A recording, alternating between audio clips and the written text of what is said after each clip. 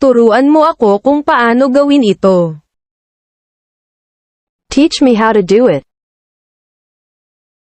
Pakilinis ng mga kalat sa kusina. Please clean up the messes in the kitchen. May bisita tayo bukas. We have a visitor tomorrow. Hindi ako makatulog ng maayos. I cannot sleep properly. Saan tayo pupunta?